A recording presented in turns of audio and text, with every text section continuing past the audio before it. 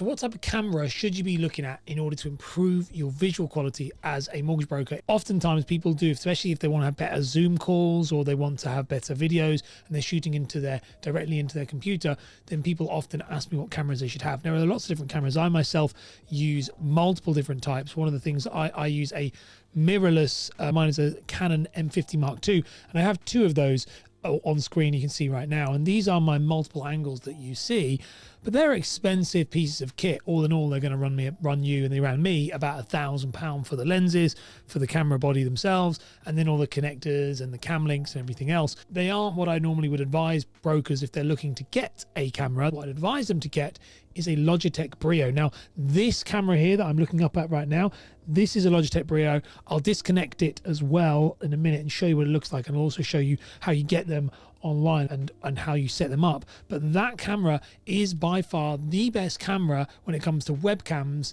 that you can possibly get. So this is what a Logitech BRIO looks like. It's very slim, very sleek. It's not something that many of us actually don't actually use or think about when we think of a webcam. And the great thing about this camera, it will shoot in 1080p, which is HD, in a really high quality, and it's good enough for you to be able to definitely use it for all your Zoom calls and also shooting really high quality videos that are YouTube quality very easily. So as you can see already, I've purchased this webcam twice already, and I've actually purchased it 3 times all in all, but this is where I get mine from Amazon. Now, they're normally going to run between 150. The cheapest you can probably pick it up is around 120, and they could scale all the way up to about 200, depending on the time and depending on the demand. This is something that's quite common, that if the demand is high for this product, if this webcam specifically is high, and for example, during COVID, the prices really shot up, but if not, then they can be pretty cheap. But Amazon is probably the best place to get them, and they do also have used ones as well. So you can see they're very good. They're significantly, well, they're only £10 cheaper, but they are £10 cheaper if they didn't have but if it was a 38% discount that we're currently on, then normally about £200, you're going to get a cheaper deal on that webcam.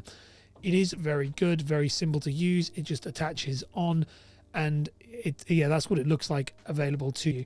One thing I'd point out though is you need to make sure when you get it that it is plugged in to a good power source. If you're plugging this into your laptop only, that's probably going to be enough. But if you are running multiple things, let's say from multiple docking stations, you want to make sure that you're running this from a USB-C 3.0, which is the one with the blue. You'll see the blue on the docking port. That's because there's power running through it. Mine is always linked into a separate powered docking station, so I never run everything from my laptop. The laptop power is just there to keep the laptop going.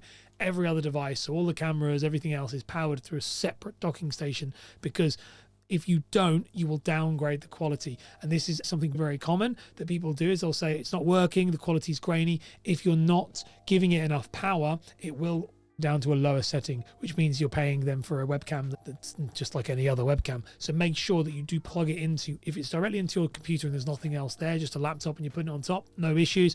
But if you're going to be plugging in other things, microphones, like if you think with me, I have all this equipment that's around here. You think you've got like the Rodecaster Pro, you've got all of the Stream Decks, you've got everything else. Then for me, this is actually quite a power hungry setup I have. So make sure you've got a direct link in, and so you've got strong USB-C 3.0 in order to power it. And it's USB-C, USB-A?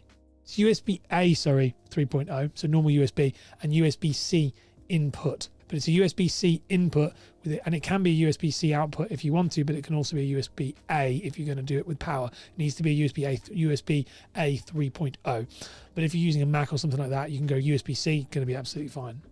Now, another thing to get when you get this is that what people will often do is they'll buy it straight out of the box and think this is all I need, and that's not true.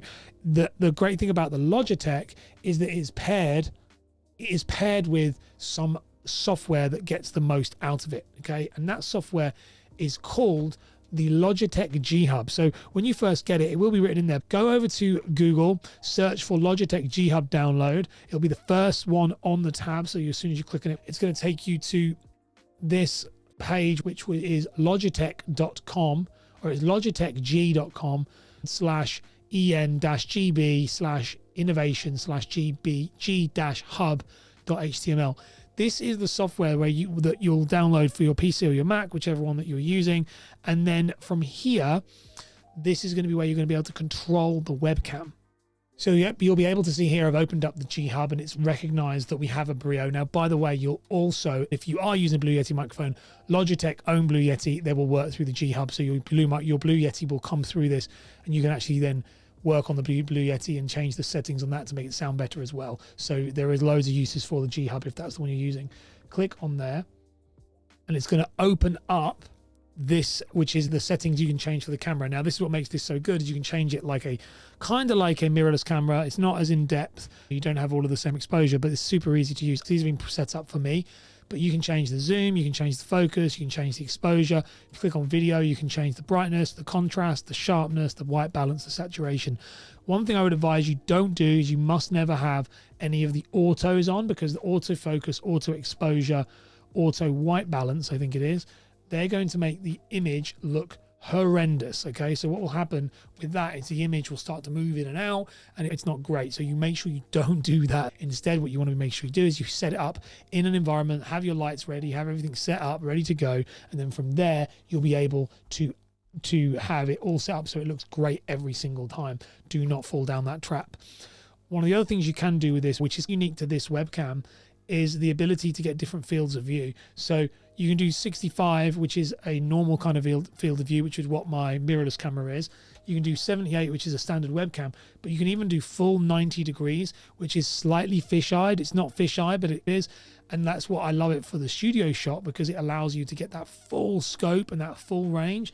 And so if you are in a small office or something like that, and you're thinking, you want to have that really wide angle shot. Wide angle shots on this can be really awesome, really wonderful. So I used to use it in here, and would give me the ability to see on the front. Before I upgraded to these mirrorless cameras, I used to have it as my main camera, and I had the ability to be able to have those wide angles, and you could see the entire room with all the stuff on the side. It was so much nicer. Now, obviously the quality on these are better now, but that was something that definitely is worth doing. So in all, this is the Logitech BRIO. It is by far, in my opinion, one of the best, not the best, because there are other options out there, but it's one of the best webcams, and definitely for a budget. So if you're a broker right now, you're thinking about making either some YouTube videos, or you want to shoot your videos using Descript or something like that, then this is the place to go. This is the thing to buy. It's the one to check out.